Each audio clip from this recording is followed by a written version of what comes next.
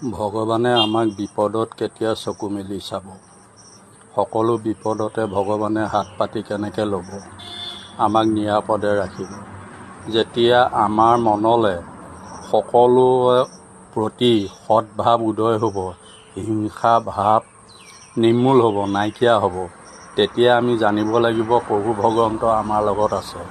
আৰু যদি প্ৰতি খোজতে প্ৰতি মুহূৰ্ততে যদি আমি আনক বেয়া দেখোঁ, আনৰ লগত আমি দন কাজিয়া কৰোঁ, আনক মিছা বেইছা পৰা ধৰি সকলোকে তিৰস্কাৰ কৰোঁ, ঠিক তেনেধৰণৰ মনৰ ব্যক্তিৰ লগত প্ৰভু ভগৱন্ত নাথাকে।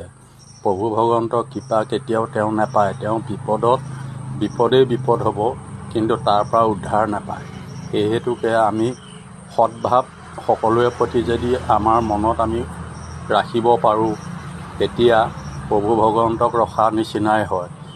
সেইকাৰণে প্ৰভু ভগৱন্তই কৈছে, সকলো প্ৰাণীকে মৰম কৰিবা, তেতিয়া মই তোমালোকৰ লগত থাকিম আৰু তোমালোকক তেনেকৈ ৰক্ষা কৰিম।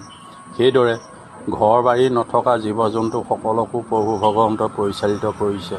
তেওঁলোকে নিজৰ কৰ্মতে বৰ্তি থাকে, আনক হিংসা কমেই কৰে। গতিকে তেওঁলোকক সেইকাৰণে প্ৰভু ভগৱন্তই ধুনীয়াকৈ ৰাখিছে।